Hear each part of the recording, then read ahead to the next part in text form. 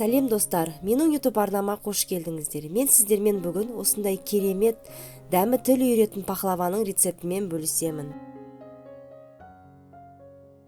Електен өткізген ұнымыздың үстіне сары майымызды через терка өткізіп, крошка жасап аламыз.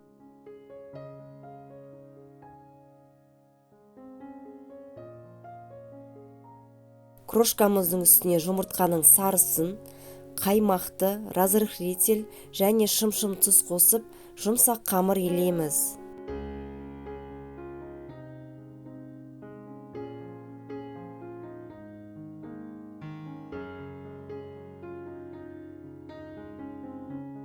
Дайын болған қамырымызды салафанға салып, 10-15 минутқа демалдырып қоямыз.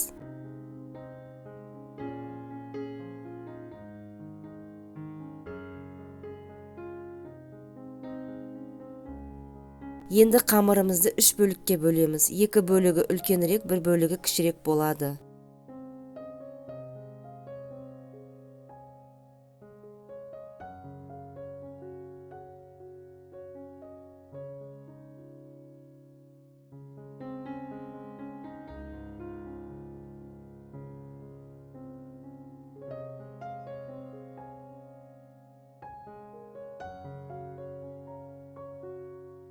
Қамырдың үлкен бір бөлігін алып, пергаментіміздің үстіне қойып жайып аламыз.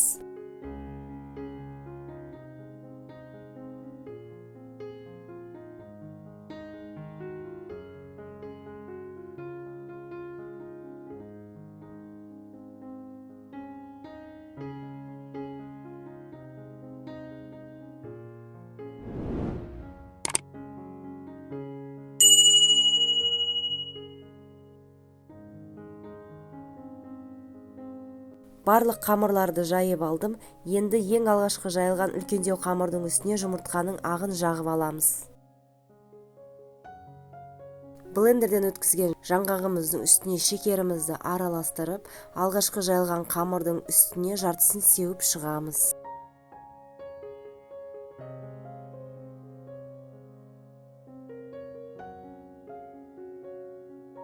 Енді осының үстіне қамырымыздың кіші бөлігін орналастырып аламыз.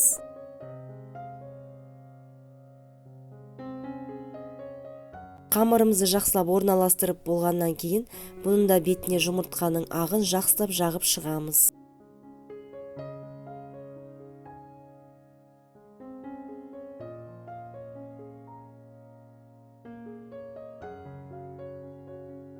Қалған жаңғақты начинкамызды бетіне орналастырып шығамыз.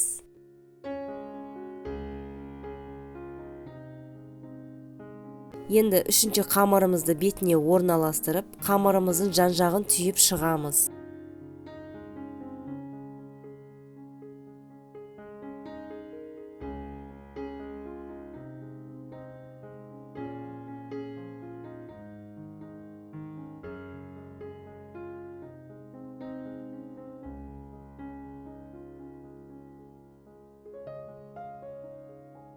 Қамырымыз жиырылып қалады, кішкене осылай созып, бетіне жұмыртқаның сарысын жағып шығамыз.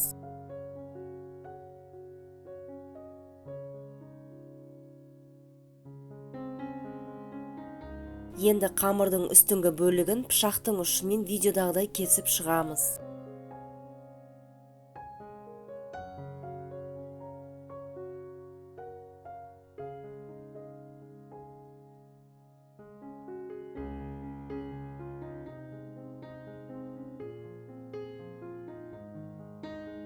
Әр кубиктің ішіне осылай жаңғақты орналастырып шығамыз.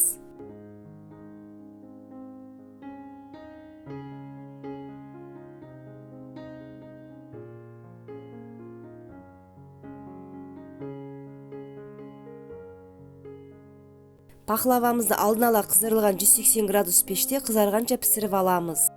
Біздің пахлавамыз пісіп шықты.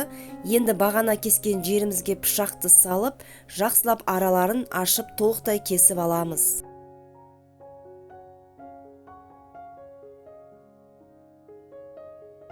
Үш ас қасық балды микроволновкада ерітіп, бетіне щеткамен аямай жақсылап барлық жеріне тигізіп жағып шығамыз.